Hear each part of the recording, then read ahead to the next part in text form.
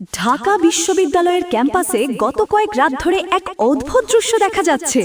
যখন চারপাশে ঘুম নেমে আসে তখনই কেন্দ্রীয় মসজিদের আশেপাশে ট্রাক ঢোকে, মালামাল নামানো হয়, শ্রমিকরা ব্যস্ত হয়ে ওঠে। দূর থেকে দেখলে মনে হয় রাতের অন্ধকারে নিশ্চুপ ক্যাম্পাসে যেন হঠাৎ নতুন প্রাণের স্পন্দন। আসলে কি হচ্ছে? খোঁজ নিয়ে জানা গেছে ঢাকা বিশ্ববিদ্যালয়ে কেন্দ্রীয় মসজিদে বড় পরিসরে সংস্কার কাজ শুরু হয়েছে। এমন সংস্কার যা অনেকেই গত কয়েক দশকে কল্পনাও করেননি। দীর্ঘদিন ধরে অবহেলায় পড়ে থাকা এই মসজিদকে আধুনিক ও আরামদায়ক করে তোলার উদ্যোগ নেওয়া হয়েছে ডাকসুর ভিপি সাদিকের নেতৃত্বে। কেন্দ্রীয় মসজিদ শুধু একটি নামাজের জায়গা নয়, এটি বিশ্ববিদ্যালয়ের হাজারো শিক্ষার্থীর দৈনন্দিন জীবনের অংশ। প্রতিদিন এখানে শিক্ষার্থীরা আসে, নামাজ পড়ে, দোয়া করে, শান্তি খোঁজে। কিন্তু বাস্তবতা ছিল ভিন্ন। মসজিদের দেয়ালের রং উঠেছিল, ভেতরের পরিবেশ ছিল জীর্ণ, ফ্যান ঘুরলেও বাতাস মিলত না। গরমে নামাজ পড়া অনেকের জন্য কষ্ট হয়ে দাঁড়াতো। সাউন্ড সিস্টেমের অবস্থা এমন ছিল যে খুতবা বা বয়ান ঠিকমতো বোঝা যেত না। আলো ছিল অপর্যাপ্ত, ভেতরে একটা চাপা ক্লান্তিকর পরিবেশ তৈরি হতো। আরেকটি বড় সমস্যা ছিল অজুখানা। যারা ব্যবহার করেছেন তারা জানেন কল নষ্ট, পানির চাপ কম, ড্রেনেজ সমস্যার কারণে দুর্গন্ধ, ভাঙা টাইলস, অনেক সময় অজু করতে গিয়ে বিড়ম্বনায় পড়তে হতো। তবে সবচেয়ে বেশি প্রশ্ন তুলেছে একটি বিষয়: নারী শিক্ষার্থীদের জন্য পর্যাপ্ত ব্যবস্থা না থাকা। ঢাকা বিশ্ববিদ্যালয়ের নারী শিক্ষার্থীর সংখ্যা কম নয়। অনেকেই নিয়মিত নামাজ পড়তে চান, কিন্তু তাদের জন্য আলাদা নামাজের স্থান, অজুখানা বা প্রয়োজনীয় সুবিধা এগুলো দীর্ঘদিন গুরুত্ব পায়নি। এই অবস্থায় নাকি পরিবর্তনের ভাবনা জোরালো করে তোলে। ক্যাম্পাস ঘুরে সমস্যা চিহ্নিত করার সময় সাদিক ও তার টিম কেন্দ্রীয় মসজিদের ভেতরের অবস্থা দেখে নড়ে বসেন। এরপর বিষয়টি নিয়ে বিশ্ববিদ্যালয় প্রশাসনের সঙ্গে কথা বলা হয়।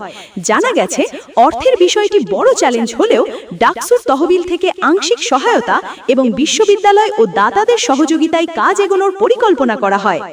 এই সংস্কারের পরিকল্পনায় সবচেয়ে আকর্ষণীয় দিক হলো ডিজাইন ও সুবিধার ক্ষেত্রে তুরস্কের আধুনিক মসজিদগুলোর মতো একটি মানে পৌঁছানোর চেষ্টা করা। ইস্তাম্বুলের মসজিদগুলোতে যেমন ঐতিহ্য আর আধুনিকতার সুন্দর মিশেল দেখা যায়, পরিষ্কার পরিচ্ছন্ন পরিবেশ, আরামদায়ক ব্যবস্থা, আধুনিক লাইটিং ও সাউন্ড, সেই ধারণা থেকেই অনুপ্রেরণা নেওয়া হয়েছে বলে সংশ্লিষ্টরা বলছেন। সংস্কার কাজে কি কি পরিবর্তন আসছে? প্রথমত, মসজিদের ভেতরের পুরো দেয়ালে নতুন রং করা হচ্ছে। রঙের নির্বাচন এমনভাবে করা হয়েছে যাতে ভেতরে শান্ত, প্রশান্ত পরিবেশ তৈরি হয়। দ্বিতীয়ত, পুরনো ও অস্বস্তিকর কার্পেটের বদলে বসানো হচ্ছে উন্নত মানের নতুন কার্পেট, যা পরিষ্কার রাখা সহজ এবং নামাজের কাতার ঠিক রাখতে সাহায্য করবে। তৃতীয়ত, সাউন্ড সিস্টেমে বড় পরিবর্তন আনা হচ্ছে। খুতবা, তেলাওয়াত বা ঘোষণা সবকিছু যেন মসজিদের প্রতিটি কোণায় স্পষ্ট শোনা যায়, সেভাবে আধুনিক সাউন্ড সিস্টেম বসানো হচ্ছে। এতে হাউলিং বা বিকৃত শব্দের ঝামেলা কমবে, মনোযোগও বাড়বে। চতুর্থত, লাইটিং সিস্টেম নতুন করে করা হচ্ছে। অতিরিক্ত ঝলমলে নয়, আবার অন্ধকারও নয়, এমন নরম আরামদায়ক আলো যা ইবাদতের পরিবেশকে আরো সুন্দর করবে।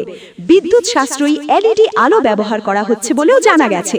সবচেয়ে বড় পরিবর্তনগুলোর একটি হচ্ছে শীতাতপ নিয়ন্ত্রিত ব্যবস্থা। ঢাকার গরমে অনেক সময় মসজিদে এসে নামাজ পড়াই কষ্ট হয়ে যেত। এই সমস্যার সমাধানে পুরো মসজিদকে এসির আওতায় আনার উদ্যোগ নেওয়া হয়েছে, যাতে গরমের দিনেও স্বস্তিতে ইবাদত করা যায়। আর নারী শিক্ষার্থীদের জন্য আলাদা ব্যবস্থা, এটাই এই সংস্কারের সবচেয়ে গুরুত্বপূর্ণ অংশ হিসেবে দেখা হচ্ছে।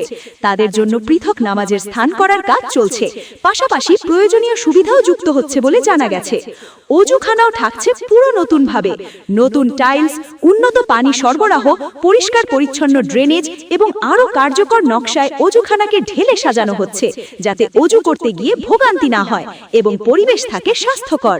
ক্যাম্পাসে যারা রাতের বেলায় ট্রাক আর শ্রমিকের ব্যস্ততা দেখে অবাক হচ্ছিলেন, তারা এখন বুঝতে পারছেন কেন্দ্রীয় মসজিদের সত্যি বড় পরিবর্তন আসছে। দীর্ঘদিন অবহেলার পর এই সংস্কার উদ্যোগ শিক্ষার্থীদের মধ্যে আসার কথা বলছে। অনেকের চোখে এটি শুধু ভবন মেরামত নয়, ঢাকা বিশ্ববিদ্যালয়ের একটি গুরুত্বপূর্ণ আত্মিক জায়গাকে নতুন করে প্রাণ ফিরিয়ে দেওয়া।